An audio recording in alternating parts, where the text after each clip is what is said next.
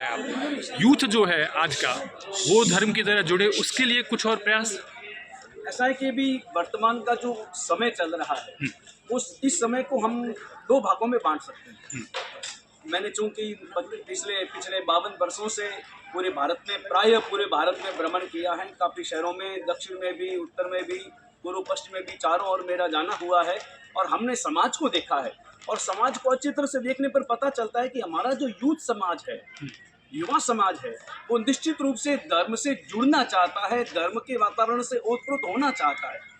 और ये भी मैंने देखा है कि हमारा युवा समाज अगर साइंस के आधार पर और एकदम प्रैक्टिकल रूप से उन्हें अगर धर्म की बातें समझाई जाए तो तुरंत निश्चित रूप से उनमें परिवर्तन आता है। और ऐसे परिवर्तनों को हमने साक्षात देखा है और परिवर्तन आया है तभी ऐसी युवा उम्र में दीक्षाएं हो रही हैं।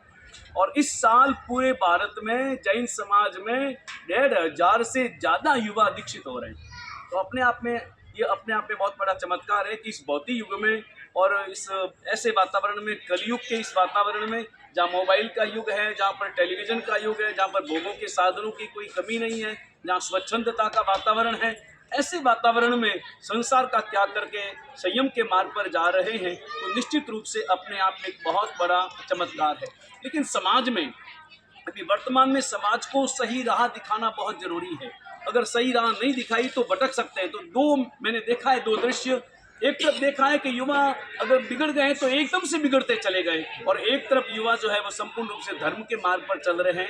तो उन्हें अगर संस्कार मिलते हैं, उन्हें अगर वातावरण मिलता है तो निश्चित रूप से वे अपने जीवन में अपने आदर्शों को स्थापित कर सकते हैं। बस उन्हें मार्ग बताने की ज़रूरत है, विज्ञान के आधार पर और प्रैक्टिकल रूप से उन्हें समझाने की ज़रूरत है। हमारे साधु संत जैसे जैन धर्म के जो साधु संत हैं, लगभग 20,000 साधु साध्वी, दिगंबर, श्वेतांबर, स्थानकवासी, तेरापंथी, सभी पंथों के मिलाकर 20,000 साधु साध्वी हैं। वो 20,000 साधु साध्वी निरंतर समाज को परिवर्तित करने का, समाज को सही राह बताने का लगातार प्रयास कर रहे हैं, नगर नगर, गांव गांव, पैदल पैदल घूमकर।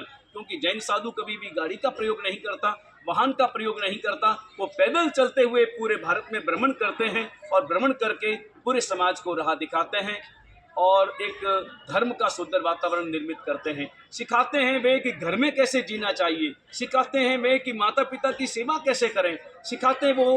अब वर्तमान में जो स्कूलें चलती है वहाँ शिक्षा है, लेकिन शिक्षा के साथ साथ संस्कारों की बहुत ज़्यादा ज़रूरत है। अगर संस्कार नहीं है तो वो शिक्षा इतनी उपयोगी नहीं बन पाती। अच्छा, तो 16 तारीख के बाद इन मुमुक्षुओं के साथ कितना कुछ बदल जाएगा? इनका पूरा जीवन ही बदल जाएगा, इनकी दृष्टि बदल जाएगी, इनका आचरण बदल जाएगा, इनके वेश बदल जाएंगे, इनका परिवेश बदल जाएगा। इन्हें साधु संतों के साथ में रहना है और उनके सख्त आचरण का पालन करना है। अध्ययन भी करना है और साधना करनी है, दो ही काम है उनके। अध्ययन करना, पढ़ाई करना और साधना करना। साधना के क्षेत्र में जैसे रात्रि भोजन का त्याग होता है हमारे, रात्रि में सूर्यास्त के बाद में न पानी है न भोजन है, पैदल ही चलना है और अपने गुरु भगवंतों के आदेश के अनुसार उन्हें साधना करना है। वो साधना का जीवन उनका एकदम से बदल जाएगा, वेश बदल जाएगा, सब सफ़ेद कपड़ों में आ जाएंगे। अजय भगत, जैन साधु भगवान जितने हैं ना, उनके खिलाफ एक बहुत लंबा चौड़ा एक प्रोपेगेंडा चलता है, एक्सीडेंट, हत्याएं जैसे कुकर्ते होते हैं, उनको लेके कितना दुखद होता है मन? ऐसा है कि मेरा जो विचार है उसके अनुसार किसी भी प्रकार का प्रोपेगेंडा पूरे भारत में कहीं नहीं चलता। उनके विरोध में, जैन साधुओं के विरोध में कोई किसी प्रकार का घटनाक्रम किसी भी धर्म को मानने वाला कोई भी अन्य व्यक्ति नहीं करता। अगर एक्सीडेंट होते हैं तो वो एक सहज संयोग है कि भाई सुबह सुबह का विहार होता है और सुबह सुबह ड्राइवरों को नींद आती है। कई ड्राइवरों से मेरी बातचीत हुई तो पता चलता है कि सुबह सुबह का ऐसा वातावरण रहता है, गर्मी का वातावरण और ठंडी हवा चलती है तो नींद आती है। तो नींद के झोंके में कहीं न कहीं एक्सीडेंट होते हैं, अन्यथा जानबूझकर कहीं पर भी एक्सीडेंट या दुर्घटना किसी भी प्रकार के नहीं होती। रील पे जो युवा अटके पड़े हैं उनके लिए क्या संदेश रहेगा?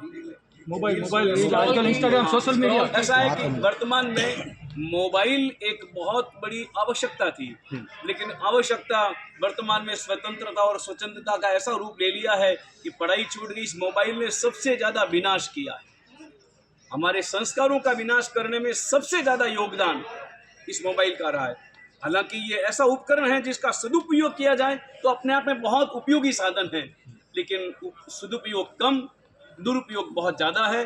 तो वहाँ पर तो देखो, माता पिता और इसके साथ साथ मैं आपको बताता हूँ, एक परिवार में एक व्यक्ति मिलने के लिए गया और वहां जाकर के देखा कि उनके बच्चे वो किताब पढ़ रहे हैं, लगातार किताब पढ़ रहे हैं, आधे घंटे से पढ़ रहे हैं।